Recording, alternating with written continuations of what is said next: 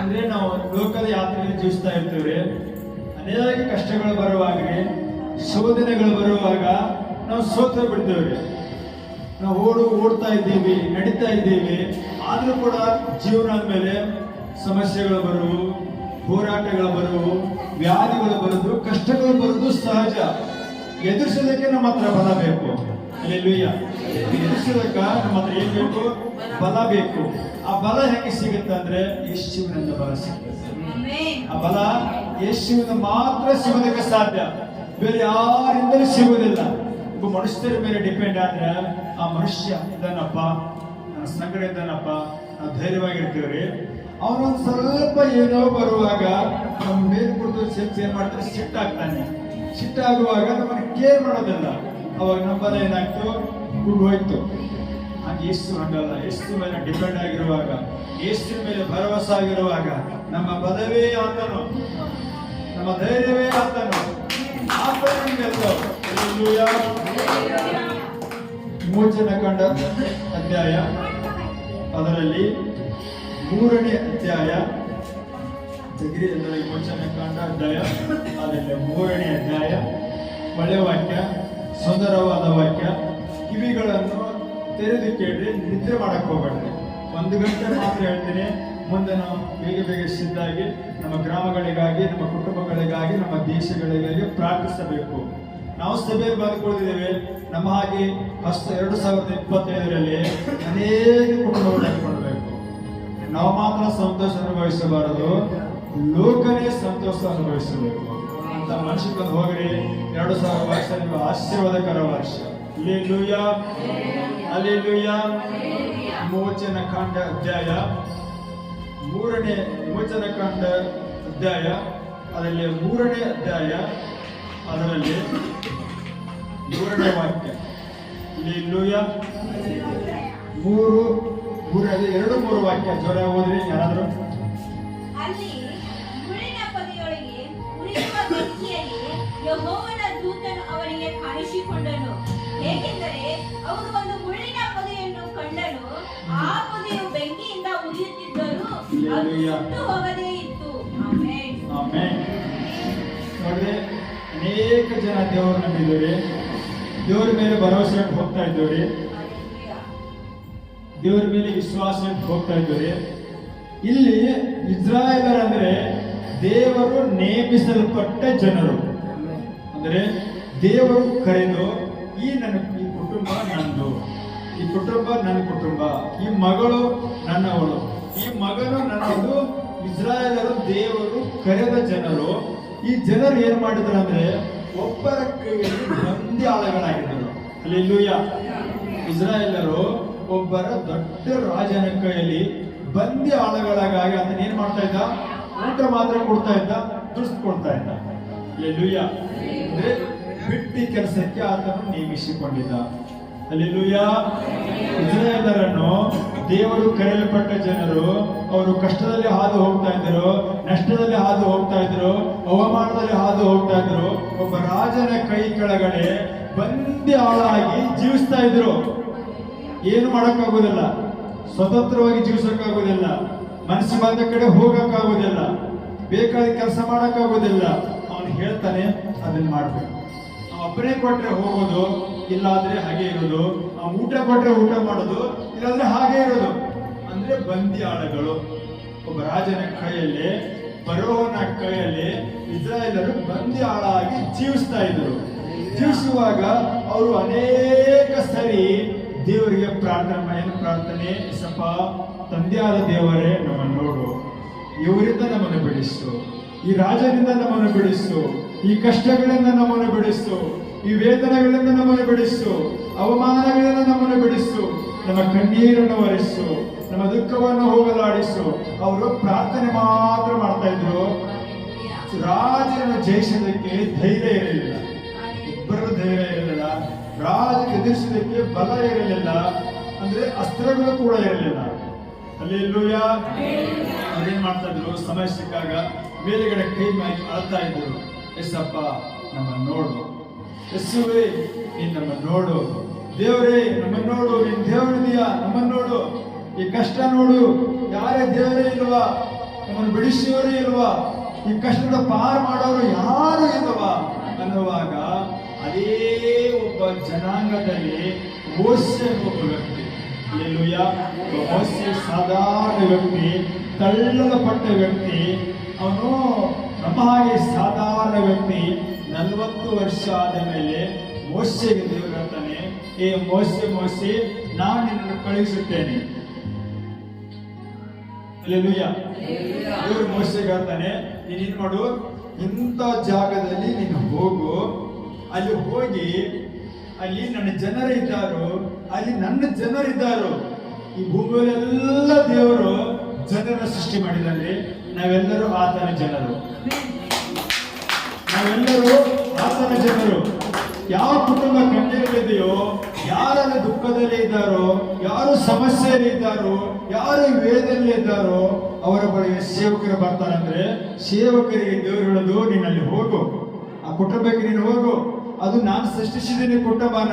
ಆ ಕುಟುಂಬ ಕಣ್ಣೀರಲ್ಲಿ ಇದೆ, ಆ ಕುಟುಂಬ ದುಃಖದಲ್ಲೇ ಐತಿ, ಆ ಕುಟುಂಬ ಅವಮಾನದಲ್ಲಿ ಐತಿ, ನೀನು ಹೋಗುವವನಿಗೆ ಆಧರಿಸು. ಹಾಗೆ ಅಂತ ಮೋಸೆಗೆ ಕೂಡ ದೇವರು ಹೇಳಿದ, ಹೋಗು ಮೋಸೆ ಹೋಗು. ಮೋಸೆ ಒಬ್ಬ ಸಾಧಾರಣ ವ್ಯಕ್ತಿ, ಬೆಲೆ ಇಲ್ಲದ ವ್ಯಕ್ತಿ. ಆರಿಸ್ಕೊಂಡು ದೇವರು ಆರಿಸ್ಕೊಳ್ಳೋದು, ಬಲಹೀನರು ದೇವರು ಆರಿಸ್ಕೊಳ್ಳೋದು. ದೇವರು ಬಂದಿದ್ದು ಪಾಪಿಗಳನ್ನು ಸರಿಪಡಿಸಿ ನಡೆಸುವುದಕ್ಕೆ ಬಂದಿದ್ದು. ಮೋಸೆ ಕೂಡ ಒಬ್ಬ ಸಾಧಾರಣ ವ್ಯಕ್ತಿ, ಎಲ್ಲ ಜೀವನ ಮಾಡಿ 40 ವರ್ಷ ಆಗಿದ್ದು ದೇವರ ಕಣ್ಣಿಗೆ ಮೋಸೆ ಕಾಣಿಸಿದ. ಮೋಸೆ ದೇವರ ಕಣ್ಣಿಗೆ ಮೋಸೆ ಕಾಣಿಸುವಾಗ ಮೋಸೆ ಆಯ್ತಪ್ಪ ಅಂತ ಹೋಗ್ತಾ ಇದ್ದ. ಆ ಸಮಯದಲ್ಲಿ 2ನೇ ವಾಕ್ಯ ಓದ್ರಿ, ಜೋರಾಗಿ ಓದ್ರಿ. ಅಲ್ಲಿ ಮುಳ್ಳಿನ ಪೊದೆಯೊಳಗೆ ಉರಿಯುವ ಬೆಂಕಿಯಲ್ಲಿ ಯೆಹೋವನ ದೂತನು ಅವನಿಗೆ ಕಾಣಿಸಿಕೊಂಡನು. ಹೇಗೆಂದರೆ ಅವನು ಒಂದು ಮುಳ್ಳಿನ ಪೊದೆಯನ್ನು ಕಂಡನು. ಆ ಪೊದೆಯು ಬೆಂಕಿಯಿಂದ ಉರಿಯುತ್ತಿದ್ದರೂ ಅದು ಸುಟ್ಟು ಹೋಗದೇ ಇತ್ತು. ಮುಂದೆ ಓದಿರೋ ಸರಿ ಓದಿರಿ. ಹಾಗೆ ಮೋಸೆ ಆಗ ಮೋಸೆ ನಾನು ದಾರಿ ಬಿಟ್ಟು ಈ ಆಶ್ಚರ್ಯವನ್ನು ನೋಡಿ ಪೊದೆಯು ಸುಟ್ಟು ಹೋಗದೆ ಇರುವುದಕ್ಕೆ ಕಾರಣವನ್ನು ತಿಳಿದುಕೊಳ್ಳುವೆನು ಅಂದುಕೊಂಡನು. ಹಲ್ಲೆಲೂಯಾ. ದೇವರು ಮೋಶೆಗೆ ಹೇಳ್ತಿರುವಾಗ ಅಲ್ಲಿ ಒಂದು ಹಚ್ಚಿದ ಹಸಿರಾದ ಪೊದೆ, ಮುಳ್ಳಿನ ಪೊದೆ ಏನಾಯ್ತು, ಹಸಿರಾಗಿತ್ತು. ಅದಕ್ಕೆ ಆಟೋಮೆಟಿಕ್ ಆಗಿ ಅದು ಉರಿ ಹತ್ತಿಬಿಟ್ಟಿತ್ತು. ನೋಡಿ, ನಾವು ಬೆಂಕಿಯನ್ನು ಹಚ್ಚುವಾಗ ಹಸಿ ಕಟ್ಟಿಗೆ ಉರಿ ಹತ್ತಿದ್ರೆ ಮನುಷ್ಯ ಅದು ಹಸಿ ಕಟ್ಟಿಗೆ ಉರಿ ಹಚ್ಚಕ್ಕೆ ಆಗೋದಿಲ್ಲ. ಇಲ್ಲಿ ಹಸಿ ಕಟ್ಟಿಗೆ ಉರಿ ಹತ್ತಿತ್ತು. ಇಲ್ಲ ಓದ್ತೆ ಕೇಳಿ, ಆ ಮುಳ್ಳಿನ ಪೊದೆಯು ಕಂಡನು. ಆ ಪೊದೆಯು ಬೆಂಕಿಯಿಂದ ಉರಿಯುತ್ತಿದ್ದರೂ ಅದು ಸುಟ್ಟು ಹೋಗದೇ ಇತ್ತು. ಅಂದ್ರೆ ಉರಿತಾ ಇತ್ತು, ಗಿಡ ಮಾತ್ರ ಹಾಗೆ ಇತ್ತು. ಹಲ್ಲೆಲೂಯಾ. ಉರಿತಾ ಇತ್ತು ಗಿಡಕ್ಕೆ, ಎಲ್ಲ ದೊಡ್ಡ ಅಗ್ನಿಜ್ವಾಲೆ ಎತ್ತರಗೆ ಉರಿ ಹೋಗ್ತಾ ಇತ್ತು. ಉರಿಯುವಾಗ ಆ ಪೊದೆ ಹಾಗೆ ಇತ್ತು, ಜಲ ಮಾತ್ರ ಹೋಗ್ತಾ ಇತ್ತು. ಅವಾಗ ಮೋಶೆ, ಇದೇನು ಆಶ್ಚರ್ಯ, ಯಾರಿಗೆ ಮಾಡಕ್ ಹೋದ್ರ ಅಂತ ತಿಳ್ಕೋಬೇಕಂತ ಅದು ಪೊದಿನ ಕಡೆ ಹೋಗ್ತಾ ಮೋಶೆ ಏನ್ ಮಾಡಿದ, ಆ ಉರಿ ಏನು ಉರಿತಾ ಇತ್ತಲ್ಲ ಅದ್ರ ಕಡೆ ಹೋಗುವಾಗ ತಂದೆಯಾದ ದೇವರು ಏನ್ ಮಾಡ್ತಾನೋ, ಮೊದಲು ನಿಮ್ಮ ಜೀವನದಲ್ಲಿ ಮಹತ್ ಕಾರ್ಯಗಳನ್ನು ಮಾಡಿ ನಿಮ್ಮನ್ನು ಕರೀತಾನೆ. ಮೊದಲು ಮೋಶೆ ಕೂಡ ನಂಬಬೇಕಾಗಿತ್ತು, ದೇವರು ನಂಬಬೇಕಾಗಿತ್ತು. ಮೋಶೆ ಅಂದ್ಕೊಂಡು, ಹಸಿ ಕಟ್ಟಿ ಉರಿ ಹಚ್ಚೋದಕ್ಕೆ ಮನುಷ್ಯರಿಂದ ಸಾಧ್ಯ ಇಲ್ಲ, ಇದು ದೇವರಿಂದ ಸಾಧ್ಯ. ಮೋಶೆ ಮೊದಲು ಸೇವಕ ನಂಬಬೇಕಾಗಿತ್ತು. ನಂಬುವುದಕ್ಕಾಗಿ ಹಸಿ ಕಟ್ಟಿಗೆ ದೇವರು ಉರಿ ಹಚ್ಚಿ ಅದರ ಬಳಿಗೆ ಹೋಗುವಾಗ ಮೋಶೆ ಏನ್ ಮಾಡಿದ, ಈ ಉರಿ ಎಲ್ಲಿಂದ ಬರತೈತಿ, ಈ ಉರಿ ಎಲ್ಲಿಂದ ಉರಿ ಬರುತ್ತೆ ತಿಳ್ಕೊಳ್ಳೋದಕ್ಕೋಸ್ಕರ ಹೋಗುವಾಗ ಹಲ್ಲೆಲೂಯಾ ಹಲ್ಲೆಲೂಯಾ ಹಲ್ಲೆಲೂಯಾ. ನಾನು ಓದ್ತೇನೆ. ಆಶ್ಚರ್ಯವನ್ನು ನೋಡಿ ಪೊದೆಯು ಸುಟ್ಟು ಹೋಗಿ ಇರುವುದಕ್ಕೆ ಕಾರಣವನ್ನು ತಿಳ್ಕೊಳ್ಳುವೆನು ಅಂದುಕೊಂಡನು. ಮುಂದೆ 4ನೇ ವಚನ ಓದಿ. ನೋಡುವುದಕ್ಕೆ ಅವನು ದಾರಿ ಬಿಟ್ಟದ್ದನ್ನು ಯೆಹೋವನು ಕಂಡನು. ದೇವರು ಆ ಪೊದೆಯೊಳಗಿಂದ ದೇವರು ಆ ಪೊದೆಯೊಳಗಿಂದ ಮೋಶೆ ಮೋಶೆ ಮೋಶೆ ಮೋಶೆ ಎಂದು ಕರೆದನು. ಎಂದು ಕರೆದನು. ಅದಕ್ಕವನು ಸಾಕ್ಷಾತ್ ಹಲ್ಲೆಲೂಯಾ.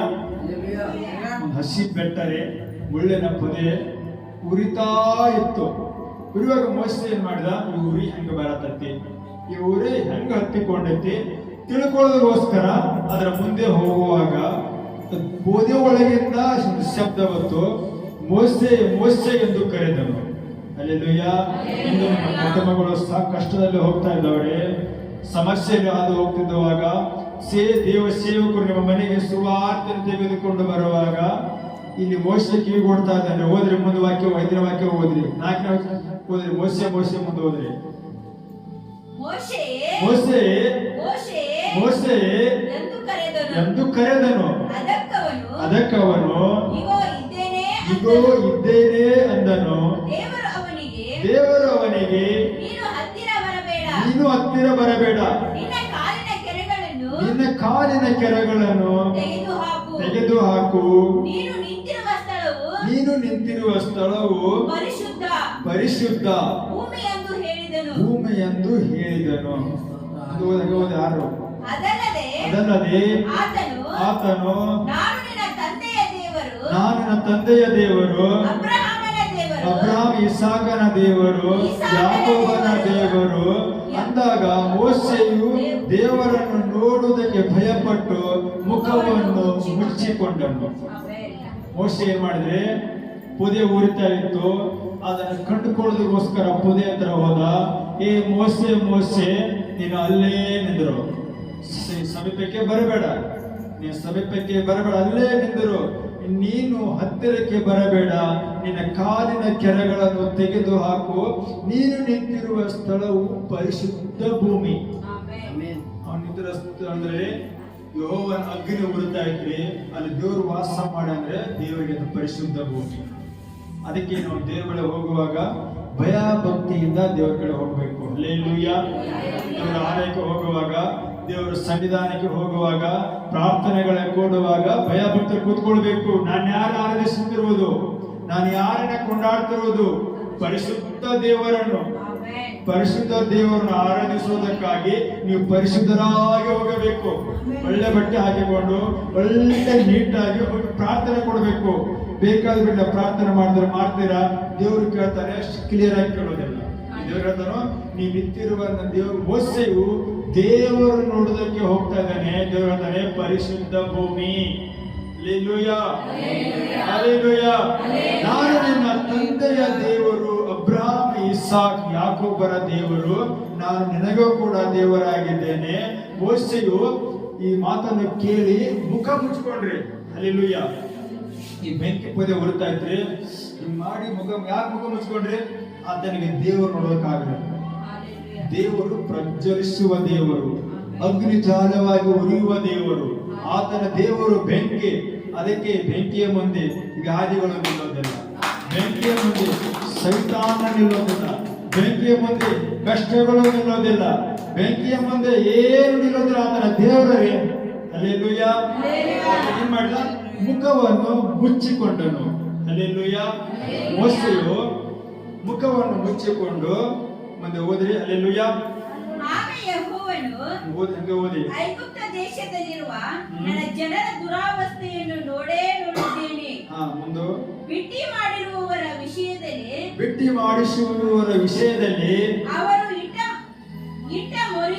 ಅವರು ಇಟ್ಟ ಮೊರೆಯು ನನಗೆ ಕೇಳಿಸಿತು. ಅವರ ದುಃಖವನ್ನೆಲ್ಲ ನಾನು ಬಲ್ಲೆನು. ಸಾಕ್ರೆ. ಹಲ್ಲೆಲೂಯಾ. ನೋಡಿ, ಇಂದು ನಿಮ್ಮ ಕುಟುಂಬ, ಯಾರಾದರೂ ನಿಮ್ಮ ಕುಟುಂಬ ಮನೆಯಲ್ಲಿ ಕಷ್ಟ ಐತಿ, ಸಮಸ್ಯೆ ಐತಿ, ವ್ಯಾಧಿ ಐತಿ, ನೀವು ಪ್ರಾರ್ಥನೆ ಮಾಡ್ತಾ ಇದ್ರಿ, ನನ್ನ ಪ್ರಾರ್ಥನೆ ಕೇಳಬಾರ್ದು, ಯಾರು ಅನ್ನಬೇಡ. ಹಲ್ಲೆಲೂಯಾ. ನನ್ನ ಪ್ರಾರ್ಥನೆ ಮಾಡ್ತಾನೆ ಕೇಳಬಾರು ಅಂತ ಯಾರು ಅನ್ನಬೇಡಿ. ಇಲ್ಲಿ ಇಸ್ರಾಯೇಲರ ಮೊರೆ ಇಡ್ತಾ ಇದ್ರು. ಇಸ್ರಾಯೇಲರ ಮೊರೆಯನ್ನು ದೇವರು ಕೇಳಿದ. ಒಬ್ಬ ಸೇವಕನನ್ನು ಎಬ್ಬಿಸಿ, ನೀನವರ ಬಳಿಗೆ ಹೋಗು, ನೀನವರ ಬಳಿಗೆ ಹೋಗಿ ಕಳಿಸ್ತಾ ಇದ್ದಾನ್ರಿ. ನೀವು ದುಃಖದಲ್ಲಿ ಇರಬಹುದು, ನೀವು ಸಮಸ್ಯೆಯಲ್ಲಿ ಇರಬಹುದು, ನೀವು ಯಾವ್ದು ಹಾದು ಹೋಗುವಾಗ ದೇವರು ನಿಮ್ಮ ಮನೆಗೆ ಬರುತ್ತಾನೆ. ನಿಮ್ಮ ಮನೆಗೆ ಬಂದು ಯಾವ ಕಷ್ಟವಿದ್ದೀರೋ, ಯಾವ ಸಮಸ್ಯೆಯಲ್ಲಿದ್ದೀರೋ ಅಲ್ಲಿ ದೇವರು ನಿಮ್ಮ ಮೇಲುತ್ತಾನೆ. ಇಲ್ಲಿ ದೇವರು ಹೇಳುತ್ತಾನೆ, ಆಗ ಯೆಹೋವನು ಐಗುಪ್ತ ದೇಶದಲ್ಲಿರುವ ನನ್ನ ಜನರ ದುರಾವಸ್ಥೆಯನ್ನು ನಾನು ನೋಡಿದ್ದೇನೆ. ನಾನೇನ್ ಮಾಡೀನಿ? ಅವರು ಗೋಳಾಡುವುದು, ಅವರು ಕಣ್ಣೀರಿಡುವುದು, ಅವರ ಸಮಸ್ಯೆ ಇಡುವುದು, ಆರ್ಥಿಕ ಪರಿಸ್ಥಿತಿ ಸರಿ ಇಲ್ಲದೆ ಇರುವುದು, ಕಣ್ಣೀರು ಹಾಕುತ್ತಿರುವುದು, ಯಾವುದೇ ಸಾಯುವುದು, ಅವ್ರು ಮೊರೆ ಇಡ್ತಾ ಇದ್ದರು, ಕೆಲಸ ಮಾಡ್ತಿದ್ದರು, ಮೊರೆ ಇಡ್ತಾ ಇದ್ದರು, ಕೆಲಸ ಮಾಡ್ತಾ ಇದ್ದರು. ಅವರನ್ನು ನಾನು ನೋಡಿದ್ದೇನೆ. ಇಂದು ನಮ್ಮನ್ನ ಯಾರು ನೋಡೋದನ್ನ ಬೇಡ, ದೇವರೊಬ್ಬ ನೋಡ್ತಾನೆ. ದೇವರೊಬ್ಬ ನೋಡ್ತಾನೆ, ಯಾರು ನೋಡೋದು ಬೇಡ, ಬಂಧು ಬಳಗ ನೋಡೋದು ಬೇಡ, ನಮ್ಮನ್ನು ನಂಬಿಕೊಂಡ ಜನರನ್ನು ನೋಡೋದು ಬೇಡ.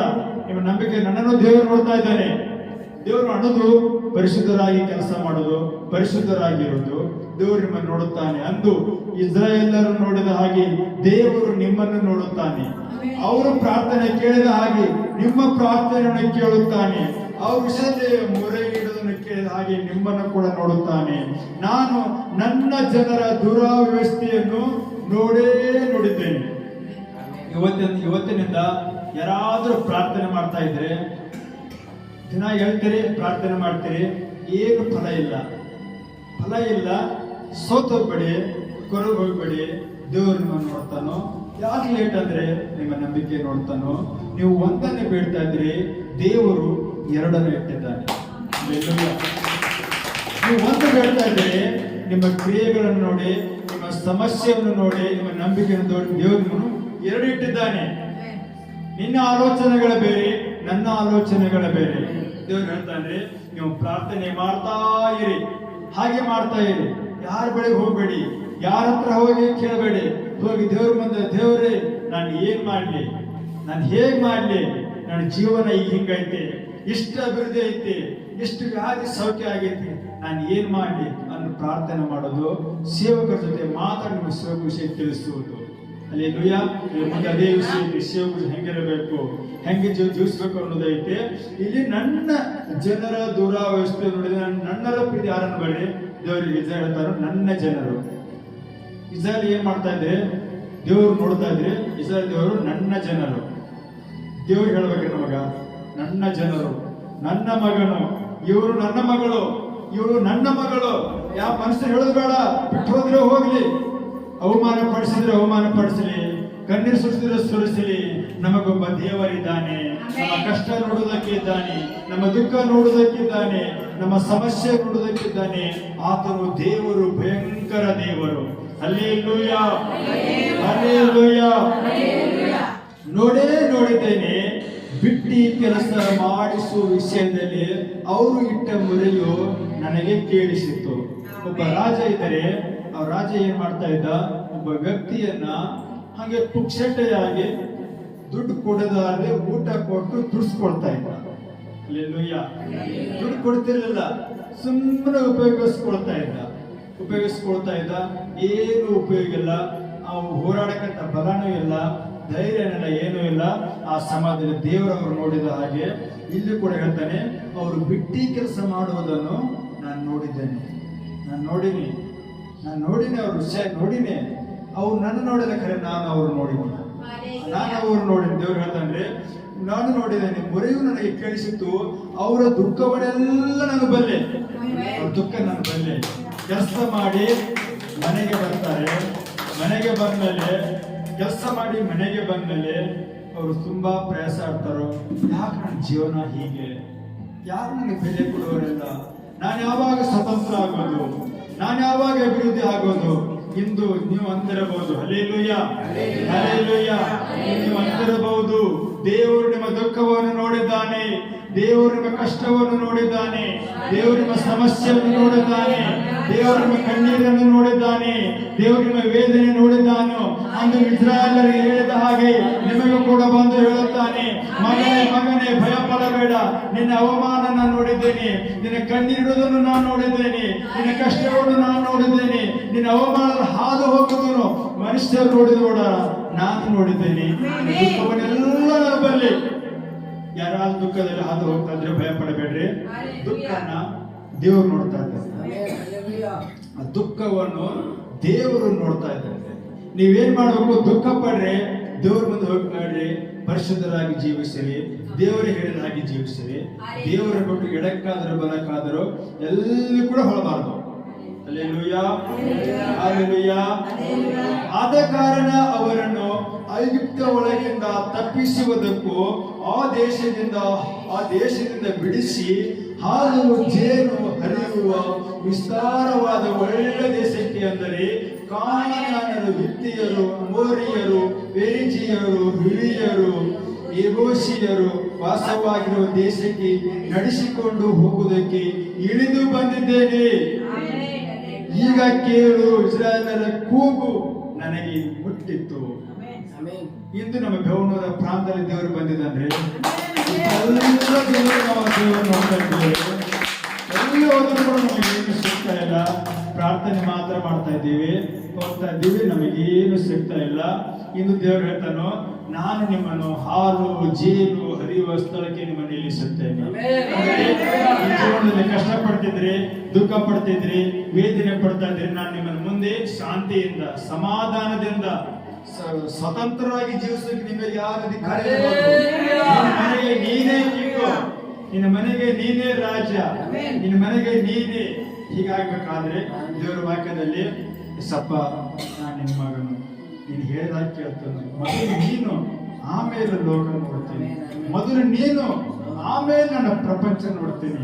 ಮೊದಲು ನಾನು ನಿನ್ನನ್ನು ಬಿಟ್ಟು ಎಡಕ್ಕಾದರೂ ಬದಕು ಹೋಗೋದಿಲ್ಲ. ನಾನು ನಿನ್ನ ಬಿಟ್ಟು ಲೋಕ ನೋಡೋದಿಲ್ಲ. ನಾನು ನಿನ್ನ ಬಿಟ್ಟು ಪಾಪ ನೋಡೋದಿಲ್ಲ. ಲೋಕದ ಹಿಂದೆ ನಾನು ಹೋಗೋದಿಲ್ಲ, ಹಣದ ಹಿಂದೆ ಹೋಗೋದಿಲ್ಲ. ನಾನು ನೋಡುವುದು ನೀನೇ, ನಾನು ಬಯಸುವುದು ನಿನ್ನನೇ. ನಾನು ಬಯಸುವುದು ನಿನ್ನ ಪ್ರಾರ್ಥನೆ ಬಯಸ್ತೀನಿ, ನಿನ್ನ ಆಲಯ ಬಯಸ್ತೀನಿ, ನಿನ್ನ ಸನ್ನಿಧಾನ ಬಯಸ್ತೀನಿ. ಅಂದ್ರೆ ನಿನ್ನ ಮನೆಗೆ ನೀನೇ ಕಿಂಗು, ನಿನ್ನ ಮನೆಗೆ ನೀನೇ ರಾಜ, ನಿನ್ನ ಮನೆಗೆ ನೀನೇ ರಾಣಿ, ನಿನ್ನ ಮನೆಗೆ ನೀನೇ ಒಡೆಯ. ಯಾರು ಮಾಡೋದು ಬೇಡ, ದೇವರು ಮಾಡ್ತಾನೆ. ಯಾರು ಮಾಡೋದು ಬೇಡ, ನೀವು ಧೈರ್ಯವಾಗಿ ಜೀವಿಸಿರಿ. ಯಾಕಂದ್ರೆ ದೇವರು ಮನುಷ್ಯ ಆಗಿ ಬಂದು ಹೋಗಿದ್ದಾನೆ. ನಮ್ಮ ಕಷ್ಟ ಎಲ್ಲ ಆತನ ನೋಡಿದ್ದಾನೆ, ನಮ್ಮ ಕಷ್ಟ ಎಲ್ಲ ಆತನ ನೋಡಿದ್ದಾನೆ. ಇಲ್ಲಿ ಹೇಳ್ತಾನೋ, ಅವರು ಬಿಡಿಸೋದಕ್ಕಾಗಿ ನಾನು ಮೇಲಿನಿಂದ ಇಳಿದು ಬಂದಿದ್ದೇನೆ. ಎಲ್ಲಿಂದ ಬಂದಿನಿ? ಏನ್ ಕಷ್ಟಪಡ್ತಿದ್ದಾರಲ್ಲ ನೀವು, ಇದನ್ನು ಬಿಡಿಸೋದಕ್ಕ ನಾನು ಇಳಿದು ಬಂದು ಬೆವನೂರ ಪ್ರಾಂತ ಇಳಿದು ಬಂದಿದ್ದೇನೆ. ಏನ್ ಮಾಡ್ರಿ, ವಾರಸಭೆ ಕರೆಕ್ಟಾಗಿ ಒಂದು ಆರಾಧನೆಗೆ ಬಂದ್ರೆ, ವಾಕ್ಯ ಕೇಳ್ರಿ, ದೇವ್ರ ನಿಮ್ಮನ್ನು ಪಾಲ್ತಾ ಹೋಗಿ ಇಷ್ಟೇ ಮಾಡಿ, ನೀವು ಬೇರೆ ಏನ್ ಮಾಡೋದು ಬೇಡ, ಇಷ್ಟೇ ಮಾಡಿ ಪರಿಶುದ್ಧರಾಗಿ ಜೀವ ದೇವರು ನಿಮ್ಮನ್ನು ಆಶೀರ್ವದಿಸುತ್ತಾರೆ. ಹಲ್ಲೆಲೂಯಾ. ಈ ಮೋಸೆಗೆ ಇಷ್ಟು ಹೇಳಿಬಿಟ್ರೆ ಮೋಸೆ ಮುಂದೆ ಹೇಳ್ತಾನೋ, ದೇವರು ಮಾತಾಡ್ತಾ ಇದೆಲ್ಲ ನೀವು ಹೇಳಿದನಲ್ರಿ, ಇದೆಲ್ಲ ದೇವರು ಮೋಸೆ ಒಟ್ಟಿಗೆ ಮಾತಾಡಿದ. ಅವಾಗ ಮೋಸೆ ಹೇಳ್ತಾನೋ, ದೇವರೇ ನಾನು ಎಷ್ಟರವನಪ್ಪ ಇದಕ್ಕೆ. ಆ ರಾಜ ಹೇಳ್ತೀಯ, ಇಸ್ರಾಯೇಲರು ಅಂತ ಹೇಳ್ತೀಯ, ದೊಡ್ಡ ಜನಾಂಗ ಅಂತ ಹೇಳ್ತೀಯ, ದೊಡ್ಡ ರಾಜ ಅಂತ ಹೇಳ್ತೀಯ. ನಾನೊಬ್ಬ ಚಿಕ್ಕ ಮನುಷ್ಯ, ನಾನು ಹೋಗಿ ಹೇಳಿ ನಾನು ಅಲ್ಲಿ ಹೋದ ನನ್ನ ಬಡದು ಹೋಗಿದ್ದಾರೆ ಅವರ, ನನ್ನ ಮಾತಿಗೆ ಕಿಮ್ಮತ್ತು ಕೊಡೋದಲ್ಲ. ಅವಾಗ ದೇವರು ಹೇಳ್ತಾನೋ, ಮುಂದೆ ಓದ್ರಿ, 11ನೇ ವಾಕ್ಯ ಓದ್ರಿ. ಮೋಶೆ ದೇವರಿಗೆ, ಫರೋಹನ ಸನ್ನಿಧಾನಕ್ಕೆ ಹೋಗುವುದಕ್ಕೂ ಇಸ್ರಾಯೇಲರನ್ನು ಐಗುಪ್ತ ದೇಶದಿಂದ ಕರೆದುಕೊಂಡು ಬರುವುದಕ್ಕೂ ನಾನು ಎಷ್ಟರವನು ಎಂದು ಹೇಳಿ. ನಾನು ಎಷ್ಟರವನು ಬಂತು ನೋಡ್ರಿ, ನಾನು ಇಸ್ರಾಯೇಲರನ್ನು ಐಗುಪ್ತ ದೇಶಕ್ಕೆ ಕರೆತರುವುದಕ್ಕೆ ನಾನು ಎಷ್ಟರವನು. ನನ್ನ ಜ್ಞಾನ ಇಲ್ಲ, ನನ್ನ ಬುದ್ಧಿ ಇಲ್ಲ, ಜನಬಲ ಇಲ್ಲ, ಹಣಬಲ ಇಲ್ಲ, ನನ್ನ ಸಾತ್ರು ಕೂಡ ಕೇಳುವರಿಲ್ಲ ಅಂತ ಮೋಸೆ ಹೇಳ್ತಾ ಇದ್ದಾನೆ. ಮೋಸೆಗೆ ದೇವರು ಅದಕ್ಕೆ ದೇವರು. ಹೌದು, ಹಲ್ಲೆಲೂಯಾ. ಅದಕ್ಕೆ ದೇವರು, ನಾನೇ ನಿನ್ನ ಸಂಗಡ ಇದ್ದೇನೆ. ಸಾಕ್ಷಿ ಎಲ್ಲರೂ ಹೇಳ್ರಿ, ನಾನೇ ನಿನ್ನ ಸಂಗಡ ಅಂತ ದೇವರು ಎಲ್ಲರಿಗೆ ಹೇಳ್ತಾನೆ. ಹಲ್ಲೆಲೂಯಾ.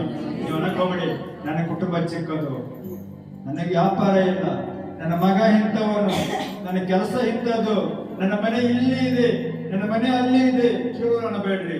ದೇವ್ರು ಹೇಳ್ತಾನು, ನಾನೇ ನಿನ್ನ ಸಂಗಡ ಇದ್ದೇನೆ, ನಾನೇ ನಿನ್ನ ಕೆಲಸ ಕಾರ್ಯದಲ್ಲಿ ಇರುತ್ತೇನೆ, ನಾನೇ ನಿನ್ನ ಜೊತೆಯಲ್ಲಿ ನಿಂತುಕೊಂಡು ನಿನ್ನನ್ನು ನಡೆಸುತ್ತೇನೆ. ನೀನು ಯಾರ ಮೇಲೆ ಭರವಸೆ ಉಳ್ಳವನಾಗು, ನನ್ನ ಮೇಲೆ ಭರವಸೆ ಉಳ್ಳವನಾಗು. ನೀನು ನನ್ನನ್ನು ಮೊದಲು ನೋಡು. ನಾನು ನಿನ್ನನ್ನು ಸೃಷ್ಟಿಸಿದ್ದೇನೆ, ನಾನು ನಿನ್ನ ಉಂಟು ಮಾಡಿದ್ದೇನೆ. ನಾನು ನಿನಗಾಗಿ ಇದ್ದೇನೆ, ನಿನ್ನ ಕಷ್ಟಗಳಿಗಾಗಿ ಇದ್ದೇನೆ, ನಿನ್ನ ದುಃಖಗಳಿಗಾಗಿ ಇದ್ದೇನೆ, ನಿನ್ನ ಸಂಗಡ ಇದ್ದೇನೆ ಅಂದ. ಮೋಸೆ ಭಯಪಟ್ಟು ಹೇಳುವಾಗ ಮೋಸೆಗೆ ದೇವರು ಹೇಳ್ಬಿಟ್ಟ, ಮೋಸೆ ನೀನು ಮೊದಲು ಹೋಗು, ಏನ್ ಮಾಡು, ಐಗುಪ್ತ ರಾಜ ಇದಲ್ಲ, ಈ ದೇಶಕ್ಕೆ ಹೋಗು, ನೀನು ಅಲ್ಲಿ ಹೋಗಿ ಹೇಳು, ಈಗಿನಿಗೆ ನಾನು ದೇವರು ಕರೆದುಕೊಂಡನು, ಇವರು ಇಸ್ರಾಯೇಲರು ದೇವರ ಜನರು, ಅವ್ರು ಬಿಡಿಸ್ಕೊಂಡು ಬಾ ಅಂತ ನನಗ ದೇವ್ರು ಹೇಳನು. ನೀನು ಅವ್ರನ್ನ ಬಿಡು, ನೀನು ಹೋಗಿ ಹೇಳು, ಭಯಪಡಬೇಡ, ನಿನ್ನೊಂದಿಗಿದ್ದೇನೆ. ಈಗ ಜನ ಹೇಳ್ತಾರೆ ಯೇಸು ನಂಬೋದಕ್ಕೆ ಅಂತ. ನಾನು ಯೇಸು ಅಂದ್ರೆ ಯಾರಾದ್ರೂ ಊರು ಹೊರಗೆ ಹಾಕಿಬಿಟ್ರ, ಯಾರಾದ್ರೂ ಸಹಾಯ ಮಾಡದಿದ್ರ ಜನ ಅಂತಾರು ಯೇಸು ನಮ್ಮ ಸಂಗಡ ಇರ್ತಾರೆ, ಯೇಸು ಇರ್ತಾರೆ. ಮನುಷ್ಯರು ಎಷ್ಟು ಜನ ಸ್ವಲ್ಪ ಸಮಯ ಮಾತ್ರ, ಹಣ ಇದ್ದಾಗ ಮಾತಾಡ್ತಾರೋ, ಇಲ್ಲದಾಗ ಮಾತಾಡ್ತಾರೋ, ಎಲ್ಲ ಇದ್ದಾಗ ಮಾತಾಡ್ತಾರೋ. ದೇವರವ್ರ ನಮ್ಮ ಜೊತೆಗಿದ್ದರ ನಾವೆಲ್ಲ ಮಾಡ್ಬೇಕು ಸಾಧ್ಯ. ಮೋಶೆ ದೇವ್ರ ಬಳಿ ಐಗುಪ್ತ ದೇಶಕ್ಕೆ ಹೋದ. ನೋಡಿ 4ನೇ ಅಧ್ಯಾಯದಿಂದ 13ನೇ ವಚನ ತನಕ ನಿಮ್ಮ ಮನೆಗೆ ಓದ್ಕೊಡ್ರಿ. ಅಂದ್ರೆ ಮೋಶೆ ಐಗುಪ್ತ ದೇಶಕ್ಕೆ ನಿಮಗೆ ಮಾತಾಡಿಸಕ್ ಗೊತ್ತಾಗುತ್ತೆ. ಅಲ್ಲಿ ಏನ್ ಮಾಡ್ತಾನೆ, ಮೋಶೆ ಹೋಗಿ ಹೋಗಿ ಹೇಳ್ತಾನೆ, ನಮ್ಗೆ ಬಿಡಿಸ್ಬಾ ಅಂತ ಹೇಳ್ತಾನೆ. ಅವಾಗ ನಾನು ಬಿಡಿಸೋದಿಲ್ಲ ಆತನು.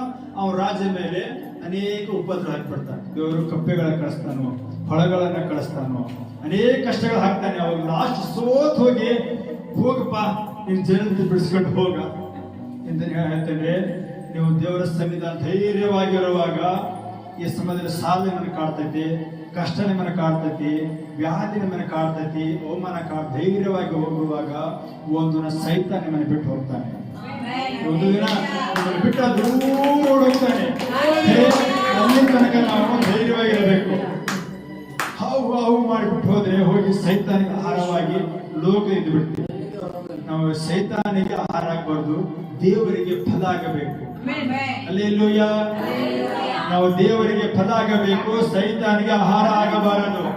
ದೇವರು ನಮ್ಮ ಜೊತೆಗಿರುತ್ತಾನೆ, ದೇವರು ನಮ್ಮ ಮಧ್ಯದಲ್ಲಿ ಜೀವಿಸುತ್ತಾನೆ, ದೇವರು ನಮ್ಮ ಸಂಗಡ ಅಂತ ಇರುತ್ತಾನೆ. ಇದಕ್ಕೆ ಹೋಗಿ 13ನೇ ಅಧ್ಯಾಯ ಹೊರಿಸ್ಕೊಡಿ ಎಲ್ಲರೂ. ವಿಮೋಚನಾ ಕಾಂಡ 13